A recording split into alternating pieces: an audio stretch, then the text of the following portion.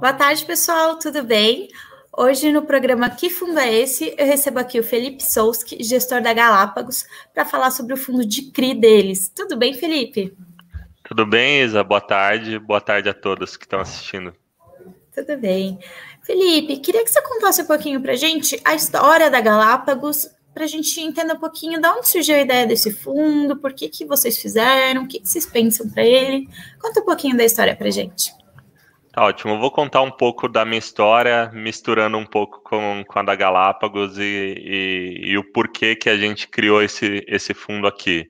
Então, eu tô praticamente minha carreira toda em fundos imobiliários, tá? Eu iniciei na minha carreira após alguns estágios como analista na B3 numa área de produtos em 2010, e foi no momento em que os fundos imobiliários começaram a ganhar atração. Tiveram aquele primeiro momento de grande expansão, e eu estava nessa área lá na B3, inicialmente olhando outros produtos, olhando derivativos, olhando moedas, e foi criada uma área específica para produtos imobiliários. Então eu saí da outra área que eu estava e entrei nessa área de produtos imobiliários, onde o grande foco eram os fundos imobiliários.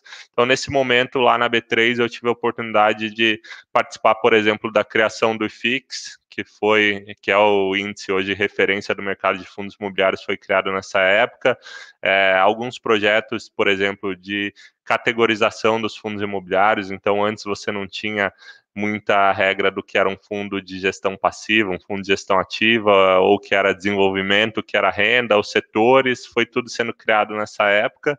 Até outros projetos que foram sendo entregues ao longo do tempo, como ano passado a possibilidade de ficar vendido em fundo imobiliário, o aluguel de fundo imobiliário, era uma discussão que já existia desde a época que eu estava lá na B3, e inclusive um dos grandes temas na época eram novas funcionalidades para distribuição de novas cotas. Então, todas essas regras de você poder fazer direito de preferência, direito de sobras, rateio, entre outras, tudo isso foi evoluindo ao longo do tempo. Durante o período que eu estava lá, a gente olhou bastante coisa de fundos imobiliários, e na época uma das instituições mais ativas em fundos imobiliários e que continua sendo das principais casas era o BTG. Então tinha bastante contato com eles nessa discussão, e alguns anos depois fui para lá, em 2014, inicialmente não na área de fundos imobiliários, passei por algumas outras, como a área de renda fixa, onde eu tive bastante contato com crédito diretamente, e aí em 2017, depois da crise ali que a gente teve no setor, o mercado começou a retomar, e eu fui para a gestora do BTG, para fazer parte da equipe de gestão de alguns fundos, e a minha principal função era o fundo de CRI. Inicialmente o BTG tinha somente um fundo de CRI, que era o FXC11. Em 2018 a gente criou um segundo fundo de CRI, o BTCR11, com viés bastante high grade. E durante o tempo fui acumulando algumas funções adicionais lá, como o fundo de hotéis, que é o Hotel Max Invest, que é bastante conhecido também, dentre outras. Durante esse tempo lá, uma parte desse tempo eu trabalhei junto com o Carlos Fonseca, que é um dos sócios fundadores aqui da Galápagos. Ele era o responsável pela área imobiliária até o final de 2017, além de outras áreas lá dentro. Ele era um sócio relevante que acumulava diversas funções, e em final de 2017 ele saiu para fundar o C6 Bank, que é o banco digital hoje bastante conhecido. E aí, no começo de 2019, ele com um grupo de sócios, bastante gente bem conhecida do mercado, tanto mercado financeiro quanto mercado real, que a gente chama, criaram aqui a Galápagos.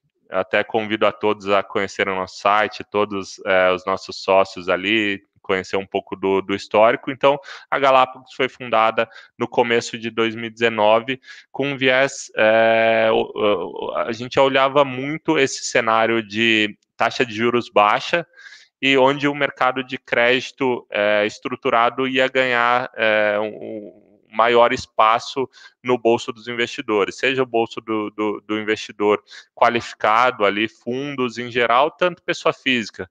Então, a Galápagos foi criada bastante com esse viés, e aí crédito estruturado, ele abrange uma gama muito grande de operações possíveis. Por exemplo, em operações imobiliárias, um dos primeiros produtos que a gente teve aqui na Galápagos foi o Home Equity, que é o crédito pessoal com garantia imobiliária. Então, você tem um imóvel quitado, você tem a possibilidade de pegar um empréstimo com taxas muito mais baixas do que o crédito pessoal sem garantia, dando o próprio imóvel como garantia. E aí, como a gente tinha essa grande possibilidade de originação de boas operações, por estar buscando oportunidades no crédito estruturado, fazia muito sentido a gente ter o próprio fundo de CRI aqui para comprar essas operações, e não só estruturar e vender essas operações. Por exemplo, o nosso Home Equity, ele está num FDIC de gestão da Galápagos, mas no mês passado a gente fez uma securitização, ou seja, pegou esses créditos de Home Equity e colocou isso dentro de um CRI. Então, foi um CRI, o primeiro CRI que a gente fez com essa carteira, só que é uma carteira que a gente continua originando novos créditos e com frequência a gente deve ter novas emissões. Então, fazia muito sentido a gente ter o fundo de CRI aqui dentro, e aí em março do ano passado eu vim para cá para estruturar a área de fundos imobiliários aqui. A gente criou primeiro o fundo de fundos, pelo momento de mercado. Eu vim um pouco antes de iniciar o lockdown, então a gente teve ali no mês de março do ano passado uma grande queda nas cotas no mercado secundário. Então, entre emitir um fundo novo no primário ou comprar cotas de fundos descontadas no secundário, a gente preferiu seguir o caminho do secundário. Montamos um FOF, que é o GCF-F11, e em dezembro do ano passado a gente lançou o fundo de CRI, que foi uma emissão bastante interessante, foi uma emissão somente para investidores profissionais. Então, no primeiro momento, o investidor pessoa física não conseguia acessar esse fundo. Por que a gente fez dessa maneira? Primeiro, para diminuir bastante os custos de emissão. Então, a gente teve custo de emissão de 0,17 centavos por cota, que foi algo bem impressionante. Isso é bem importante a gente frisar, porque muita gente fala de custo de emissão, mas, gente, uma coisa é fazer para público em geral, né, tentar atingir pessoa física, outra coisa é para você fazer ali no mercado institucional, nos amigos que você conhece aí do mercado, né, por isso que o custo foi tão baixo. Perfeito. Então, o público-alvo foi investidores profissionais, e a gente também, com esse modelo de emissão, a gente conseguiu fazer 8 liquidações ao longo dos meses de dezembro até abril desse ano. Então, a oferta estava aberta durante esse período, e a gente foi, conforme a gente tinha novos CRIs para investir, a gente chamava mais recursos dos investidores, e em abril desse ano a gente fez a 8ª liquidação, encerrou a oferta e disponibilizou o fundo para negociação na B3. E aí, antes de disponibilizar o fundo, a gente divulgou um prospecto de negociação das cotas para liberar essa negociação para o público em geral. Então, essa foi um aspecto bem legal, que apesar de a gente ter iniciado o fundo com essa característica de investidores profissionais, mas depois da conclusão dessa primeira oferta, a gente já colocou o fundo para negociar para o público em geral. Então, hoje, qualquer um consegue entrar no home broker e comprar as cotas ali. A partir de uma cota tá disponível. Então, essa conversa é bem importante para a gente apresentar o fundo, dado que ele não teve aquele primeiro momento de uma oferta para o público geral, onde você tem todo um material de divulgação, os anúncios do fundo completamente diferentes. Então, essas conversas são bem legais para a gente conseguir apresentar mais do fundo. Só fazendo um parênteses aqui, pessoal, quando a gente faz uma oferta restrita, que são somente para investidores profissionais, essas cotas, elas ficam em período de lock-up, que é período que eu não posso transacionar, tá? Então, o fundo fica sem liquidez, eu tenho que esperar terminar, e aí eu tenho que avisar para a Bolsa, poxa, Bolsa, quero negociar minhas cotas aí, vamos lá? Daí você tem que fazer toda uma documentação, então demora um pouco por isso que o fundo tem pouco tempo de negociação, tá? Tiagueira, põe aí para a gente a tela, para eu falar um pouquinho das características gerais do fundo, só para a gente entender o que a gente está falando. Bom, como o Felipe falou, o fundo fez o IPO em dezembro de 2020, tá? Foi onde começou foi a primeira liquidação do fundo, digamos assim, o primeiro CRI que vocês compraram foi por essa época. É um fundo de recebíveis imobiliários, né? Patrimônio hoje está em 88 milhões, tá? Valor da cota patrimonial e de mercado está muito próximo, tá? Por volta dos R$ 102,50, R$ 102,20 no mercado na tela, né? Se a gente for comprar no home broker. Obrigada, Tiagueira. Felipe, o que eu queria que você explicasse um pouco, até você já fez um gancho falando um pouco de home equity, o foco de vocês hoje, boa parte dos CRIs tem lastro residencial. Queria que você explicasse um pouco o que é esse fundo, o que é esse lastro, como que ele surge, para a gente clarear aqui o que é um CRI, que as pessoas às vezes acham que CRI não tem nada a ver com imóvel, não consegue fazer essa ligação. Queria que você explicasse um pouquinho como é a estrutura e como que você analisa esse tipo de CRI. Perfeito. Então, começar pela definição aqui do que é um CRI. O nosso fundo, todo o dinheiro que os cotistas depositaram, que os investidores depositaram ali dentro da conta do fundo ao comprar cotas na oferta, ele está direcionado para ser investido em CRI.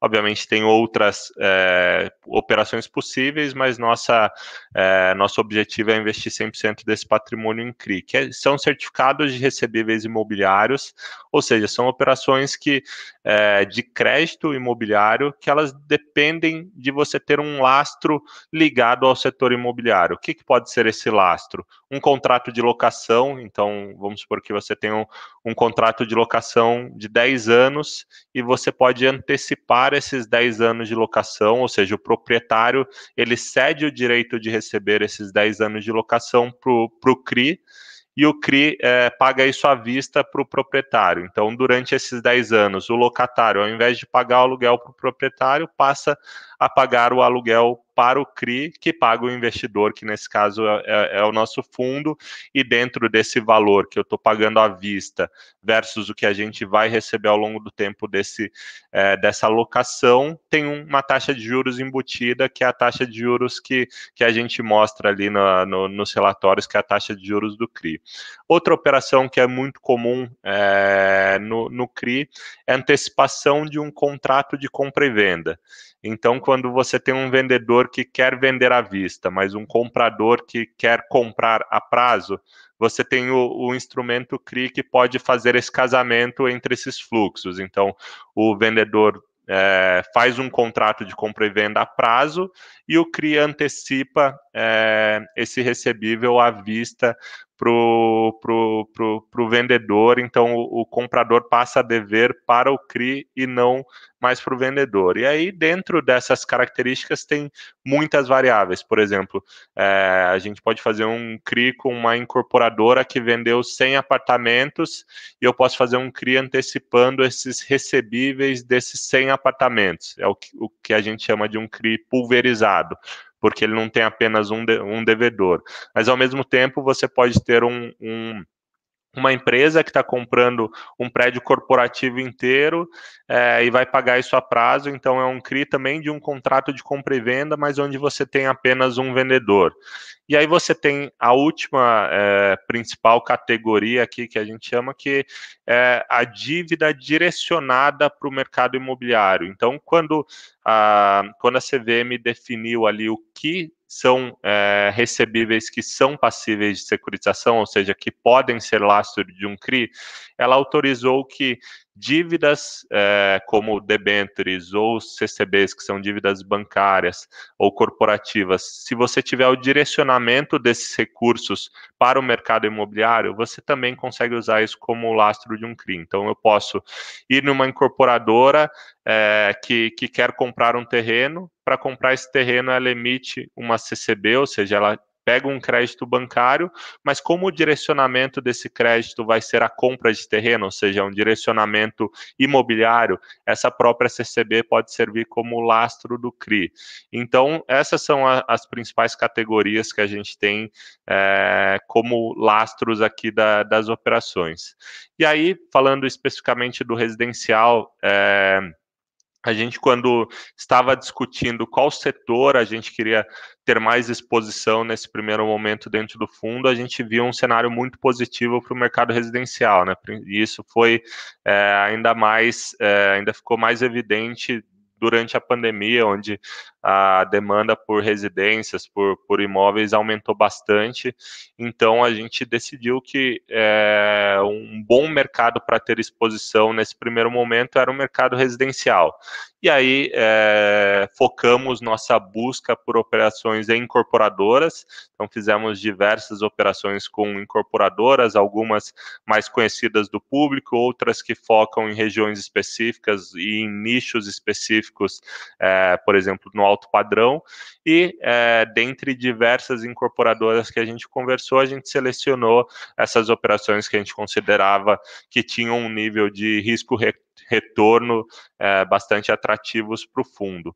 E aí, dentro dessa categoria de residencial, você pode fazer algumas estruturas diferentes, e aí dentro do fundo a gente tem algumas delas. Por exemplo, você pode ter uma operação lastreada em uma dívida corporativa da incorporadora, mas com garantia de imóveis prontos, que ela desenvolveu um empreendimento, por exemplo, esse empreendimento está pronto, mas ela ainda não vendeu todos os imóveis dela.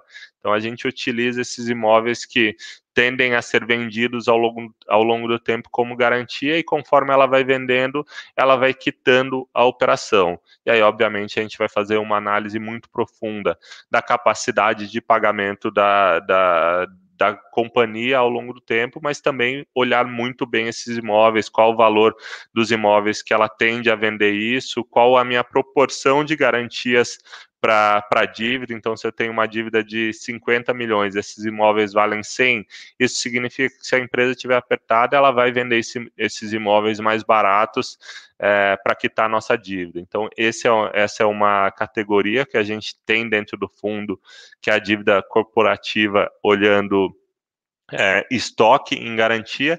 Tem outro tipo de operação que a gente olha imóveis ainda em construção.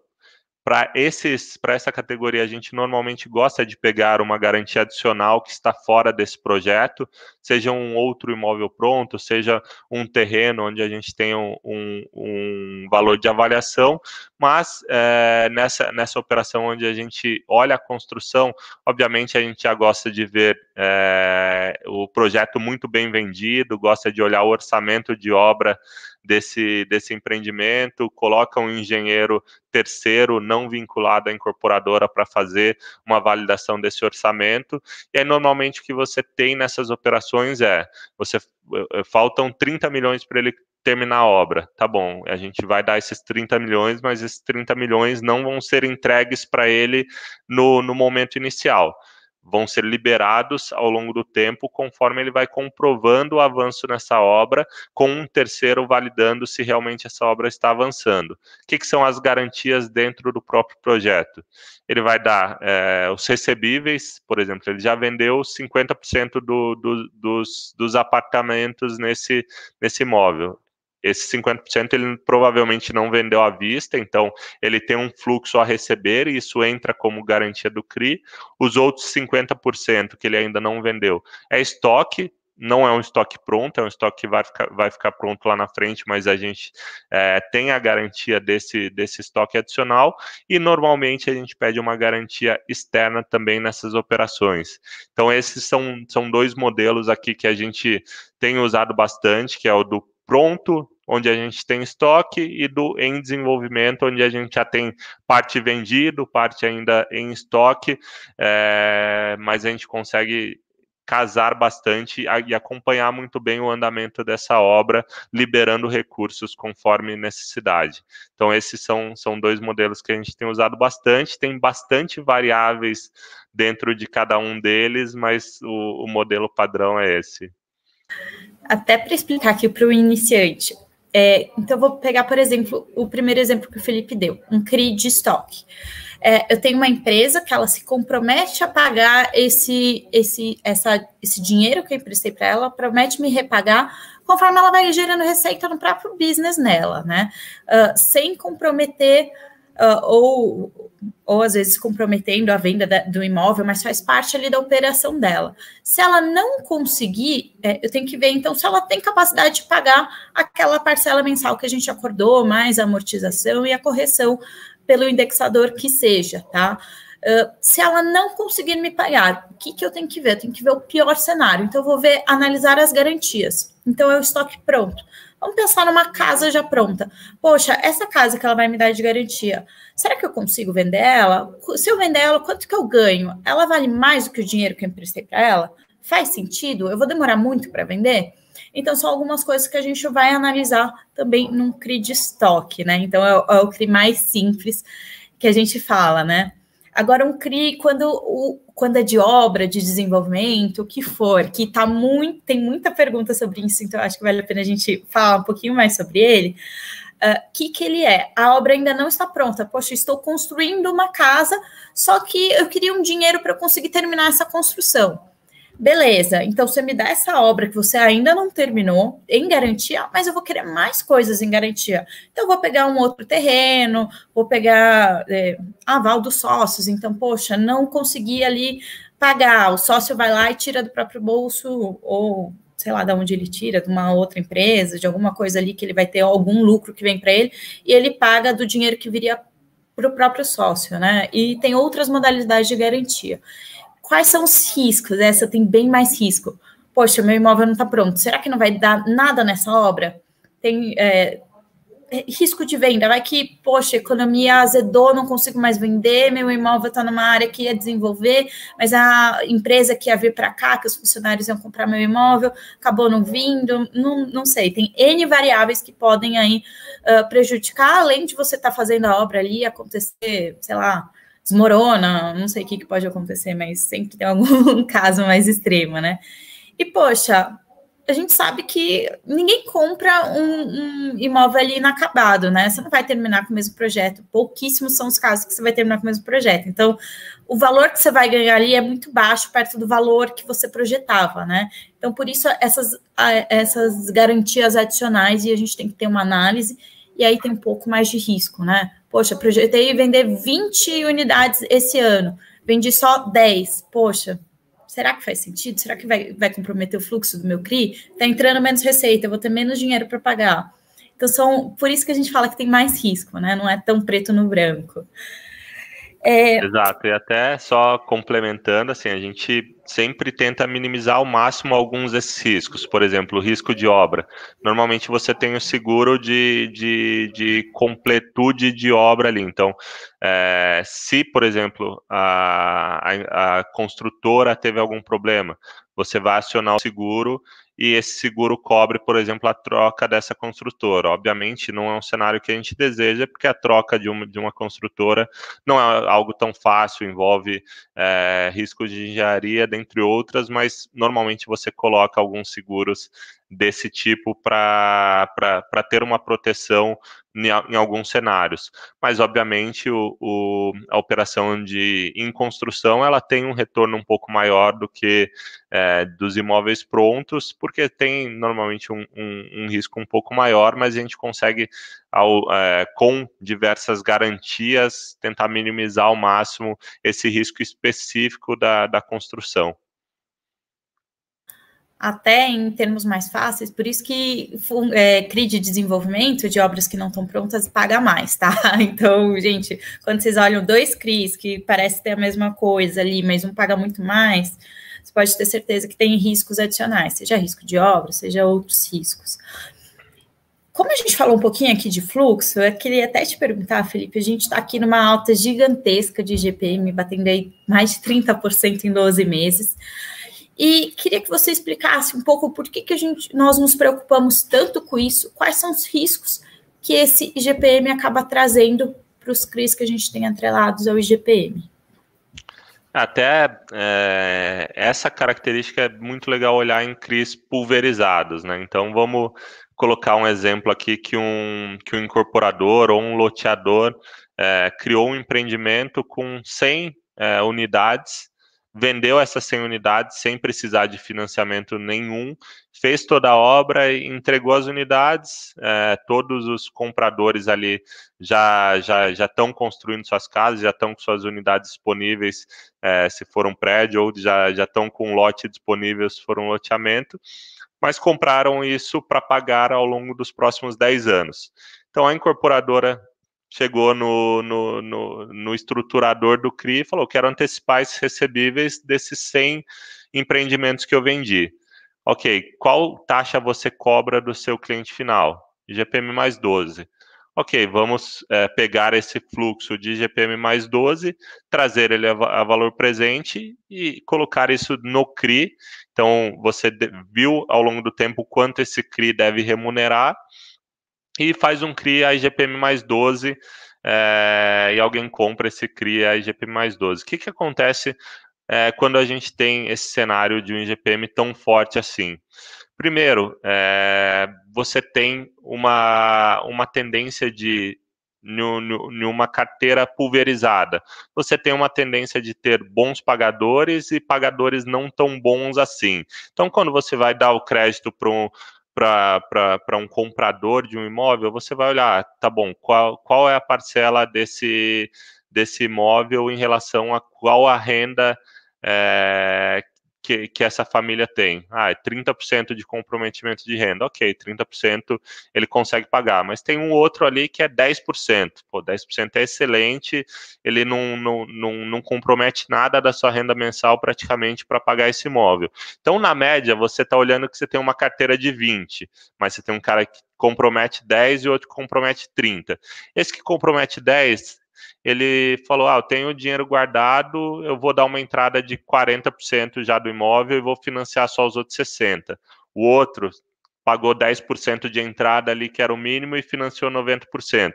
Então, na média, você tem uma carteira de 70% de LTV, que a gente chama, que é o valor da dívida restante versus o valor do imóvel, mas você tem um dos créditos que tem 90% de LTV, ou seja, o valor da dívida sobre o valor do imóvel é 90%. O que acontece num cenário de IGPM muito forte? A tendência é que os créditos bons ali, esse crédito que com o comprometimento de renda era 10%, ele tende a antecipar. O cliente veio, o comprador fala: pô, 30% de IGPM, prefiro quitar esse empréstimo e parar de pagar IGPM daqui para frente. Então, ele saca um investimento que ele tem, ele resgata o investimento que ele tem e pré-paga. E o outro, que tinha uma situação um pouco mais apertada, ele não consegue fazer isso. Então, o que acontece? Ele teve uma correção de 30% na parcela dele e na dívida dele. Então, se ele tinha um LTV de 90%, esse LTV foi corrigido para acima de 100%, ou seja, o que ele deve naquela dívida está acima do valor do imóvel, e o comprometimento de renda dele, que é 30%, a parcela também aumentou, então foi para 40% de comprometimento de renda, o que deixa ele numa situação mais difícil. Então, a tendência, quando a gente tem essa correção monetária muito alta, é você ter na média, uma piora da sua qualidade de crédito. Isso necessariamente vai se transformar em inadimplência? Não necessariamente. Esse cliente que está numa situação pior, ele pode continuar pagando normalmente, ele pode, por outro lado, ter tido um aumento de renda de algum empreendimento ou do próprio salário dele ser corrigido por inflação também, é um produtor que também teve um efeito da inflação ali na sua renda. Então, você, por outro lado, esse comprador, ele pode estar gerando mais renda na família. Mas, na média, a tendência é que a qualidade desses créditos piorem. Então, é muito importante observar essa tendência ao longo do tempo. Obviamente, a gente tem operações com diversos níveis de garantia. Então, por exemplo, você tem uma operação pulverizada, mas você fez uma série sênior e uma série subordinada. A série sênior representava 70% da emissão, pagando uma taxa menor, e os 30% era uma série subordinada, pagando uma taxa muito maior, porque assume o primeiro risco da operação. Então, a série sênior ainda está razoavelmente tranquila, porque ao longo do tempo você pode ter alguma inadimplência nessa carteira que não deve afetar diretamente a remuneração dela. Mas a série júnior já tem que começar a ficar um pouco mais preocupada, porque se tem um devedor ali que para de pagar, pode ser que já influencie na remuneração, no retorno dessa série subordinada. Então, o CRI ele acaba tendo diversas complexidades e diversas formas de você proteger a sua operação. Não só olhando essa carteira, mas fazendo alguns níveis de proteção, como esse exemplo de uma série subordinada. Bom, a explicação foi completíssima. Eu acho que é onde aqui eu posso explicar um pouquinho melhor a diferença entre cota sênior, cota subordinada, júnior, mezanino, etc. A sênior é aquela que vai receber primeiro. O primeiro dinheiro que pingar vai chegar ali para pagar essa cota sênior, tá? E aí, o restante do dinheiro vai cobrindo as próximas cotas. Então, poxa, a primeira inadimplência que eu tiver, a sênior vai continuar recebendo e as outras podem ser que não recebam ou recebam, depende de quanto de gordura eu tenho, tá? Então é basicamente isso. A sênior é a primeira a receber, o primeiro dinheiro que pingar vai ali até encher a caixinha dela e depois transborda para as outras cotas, tá? Felipe, tem uma pergunta aqui que eu recebi pelo Instagram, o Isa Analisa, da Jimena. Ela perguntou, eu até queria complementar aqui, que era uma das perguntas que estavam no meu radar aqui. Com a perspectiva de alta da Selic, vou complementar com inflação também, né? Que inflação e Selic estão muito bem ligadas. Os FIIs devem continuar sofrendo? E o que esperar dos próximos meses? Falando aqui um pouquinho dos fundos imobiliários, da correção. Eu acho que ela perguntou no geral, né? Não falou especificamente do setor de fundos de CRI, mas falando de fundos imobiliários em geral e até aí tirando um pouco o chapéu aqui de fundo de CRI, colocando de fundo de fundos. O que a gente vê para esse nível de Selic, tá? O que a gente tem, inclusive uma perspectiva até o final do ano, algo entre 5% e 6%, podendo até ir um pouco acima disso, é que é um nível ainda muito positivo para o mercado imobiliário, ainda incentiva muito o mercado imobiliário. E o que a gente normalmente gosta de comparar o yield dos fundos imobiliários, ou seja, qual o rendimento que os fundos imobiliários estão pagando de acordo com o seu preço. A gente gosta sempre de olhar a taxa de juros real, ou seja, aquela taxa de juros que tem a correção de inflação junto, porque o mercado imobiliário ele tende a te dar essa proteção de inflação no longo prazo. Então, olhando uma NTN-B de 30 anos para 2030, por exemplo, que é o que a gente tem olhado bastante como referência, ela está com uma taxa ali em torno de 3,80, tá? Então, pegando ainda a média de distribuição dos fundos imobiliários, pegando a média do IFIX, ou seja, quanto os fundos imobiliários que estão no IFIX estão distribuindo, dá uma média de 7 a 7,5% ao ano, dependendo da data base que você pegar. Então,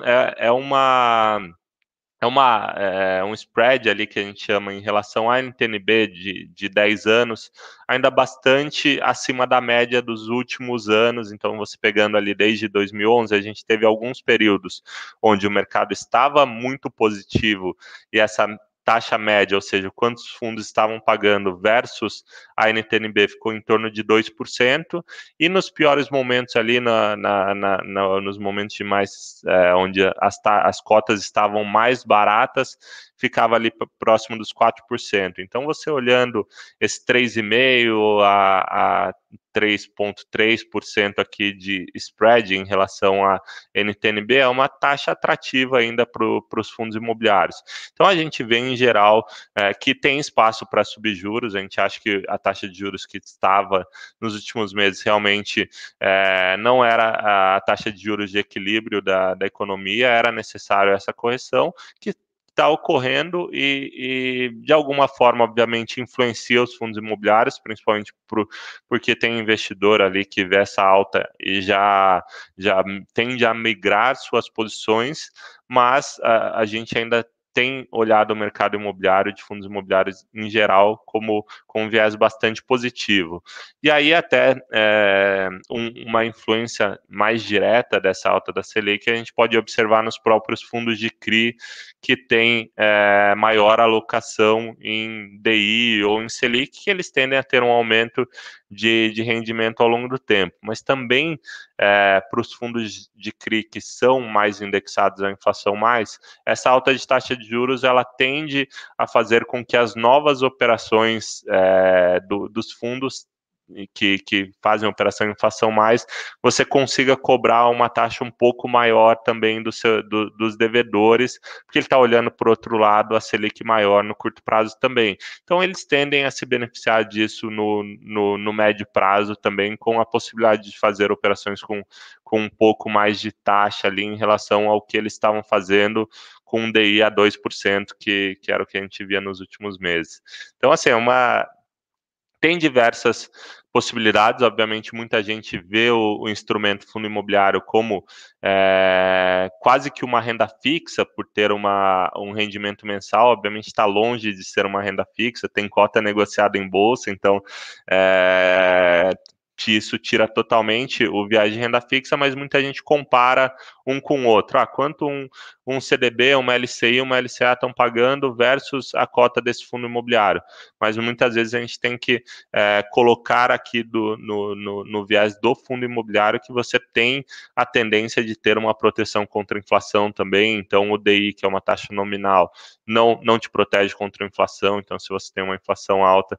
E aí, falando de inflação alta, obviamente, quando você tem uma taxa tão fora assim dos padrões da média histórica, você tende a ter renegociações dessa taxa, não nas dívidas, tá? Nos CRIs é mais difícil qualquer tipo de renegociação, mas nos aluguéis. Então, depende muito do momento do mercado de cada um dos setores. Então, no momento em que o setor, por exemplo, de shoppings, você tinha lá um locatário, um lojista pagando um aluguel, e esse aluguel é reajustado pelo IGPM.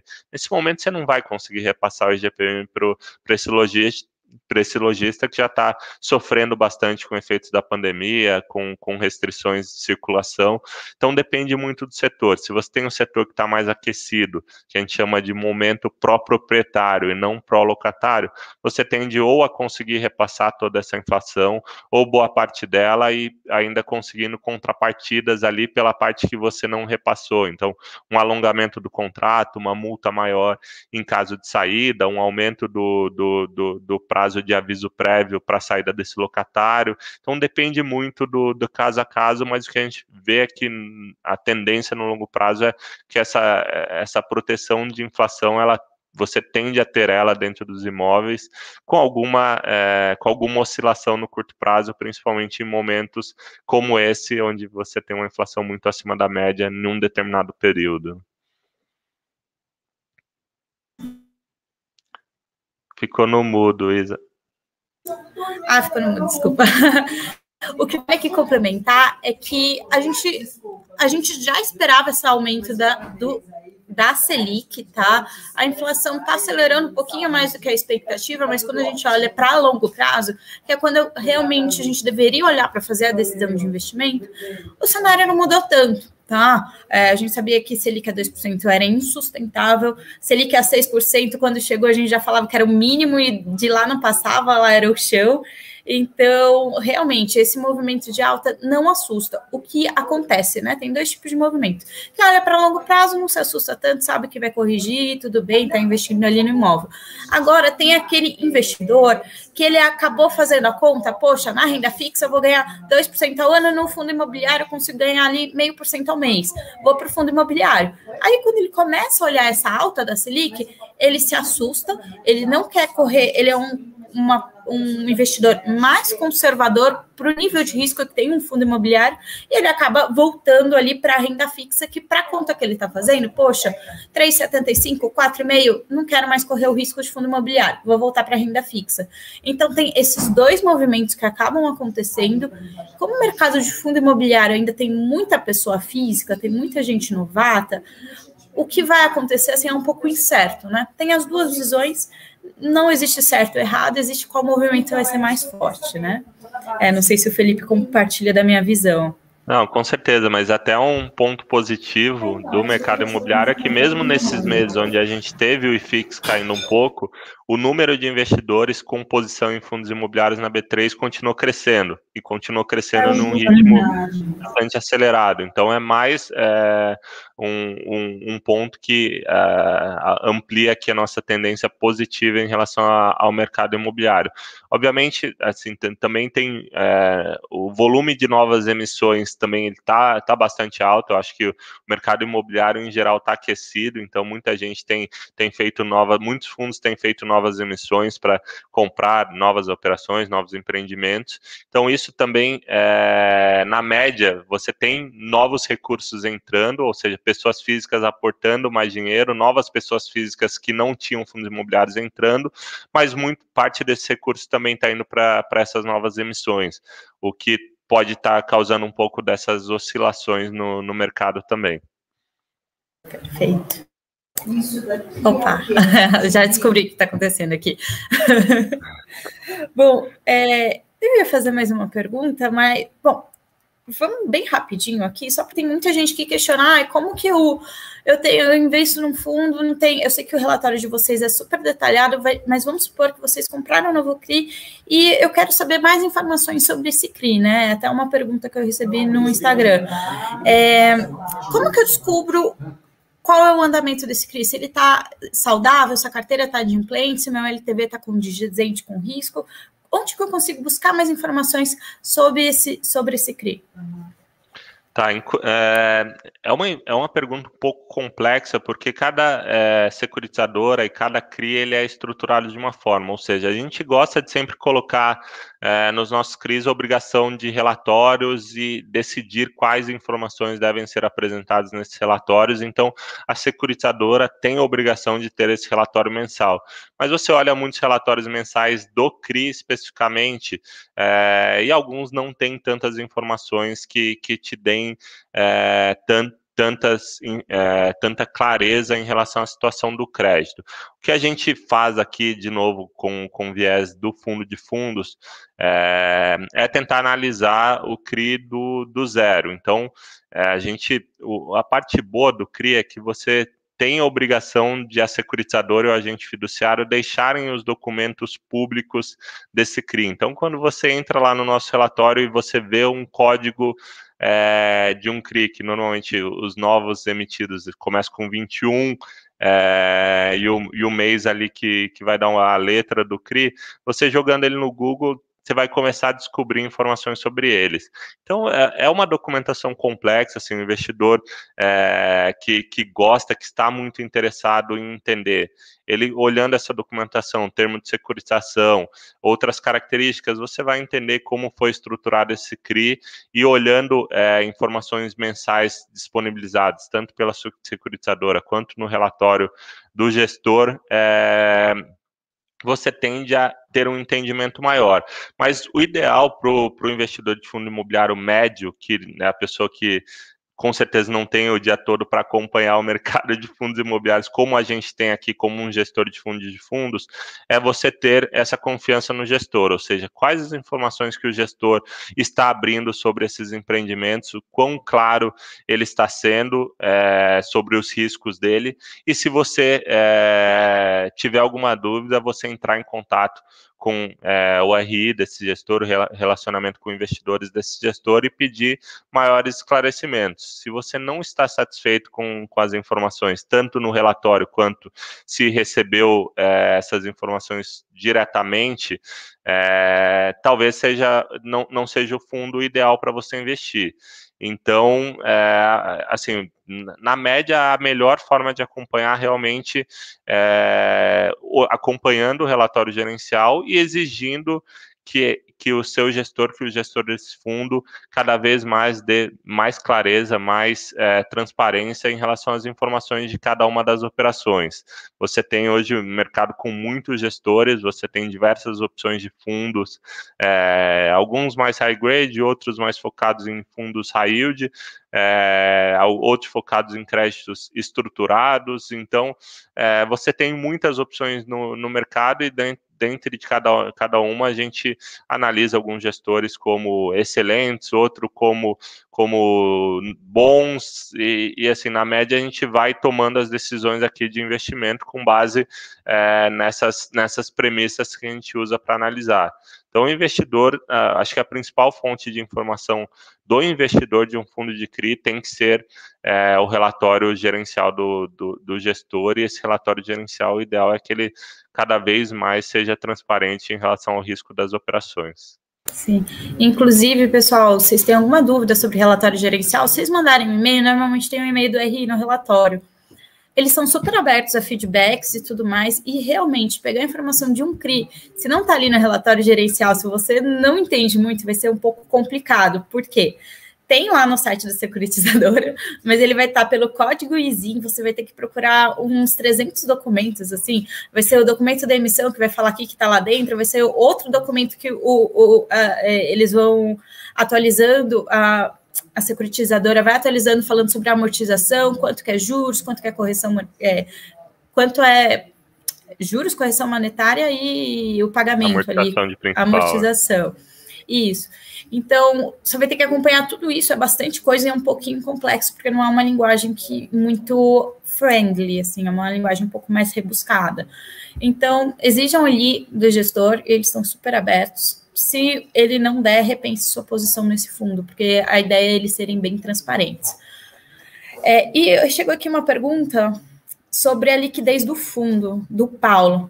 O que você vê a liquidez atual do fundo? Bom, é um fundo que tem 150 cotistas, né? O último relatório que eu vi. Agora está crescendo. Ele tem negociado, tem tido ontem 30 negociações, hoje já tinha tido mais de 20, então a tendência é que esse número de investidores aumente ao longo do tempo. Então, quando a gente falou lá no começo que a gente fez uma emissão focada, uma oferta focada em investidores profissionais, a 476, que é a oferta com esforços restritos, a gente focou em um número pequeno de investidores, e a contrapartida disso é você ter uma liquidez inicial mais baixa do fundo. Obviamente, não é o fundo que nesse momento quem deve ter uma necessidade imediata de recursos, deve alocar, porque é um fundo que tem uma negociação mais baixa. Então, mas ao longo do tempo a gente acredita que com esse processo educacional que a gente tem feito, conversando com a Isa, por exemplo, soltando bastante informações no nosso relatório gerencial, mostrando que tipo de operação que a gente faz, o investidor conhecendo um pouco mais da Galápagos. Eu acho que a tendência é que ao longo do tempo a liquidez do fundo deve aumentar. A gente pretende fazer novas ofertas no fundo, então dar oportunidade para mais pessoas entrarem no fundo via oferta também, e a tendência é que ao longo do tempo a liquidez aumente, mas obviamente assim, é um processo que, se você faz uma emissão muito grande, em contrapartida você pode ter uma ineficiência na alocação dos recursos, então você recebeu muito recurso de uma vez dentro do fundo, e essas alocações vão acontecendo ao longo do tempo, você pode ter custos maiores, então foi uma decisão que a gente tomou de ter uma primeira oferta mais eficiente, vamos chamar assim, em troca de liquidez, de ter menos cotistas inicialmente, mas é um fundo que a gente acredita que tem um potencial de crescimento bastante grande para o futuro. Isso. É um fundo pequeno ainda, gente. Até eu estou puxando aqui, o relatório que eu tenho de liquidez média diária é menos de 40 mil reais. Então ainda é uma liquidez pequena, mas à medida que o fundo vai crescendo, fizer uma 400, vai ter bastante liquidez.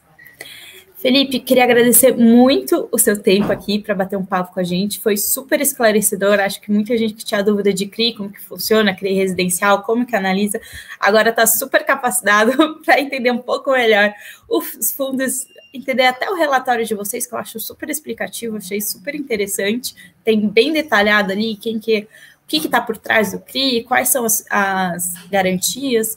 Então, super legal. E, pessoal, se vocês tiverem dúvidas, podem me mandar. Eu convido o Felipe aqui para voltar com a gente. Quando vocês crescerem o fundo, obviamente, eu quero ser a primeira a fazer live com vocês, assim que vocês puderem. Com certeza. Obrigado, Isa, pelo convite. Convidar todos para conhecerem nosso site, acompanharem nossos relatórios, nossas redes sociais, Instagram, LinkedIn, que a gente solta bastante informação lá também. Muito obrigada, pessoal, e até a próxima.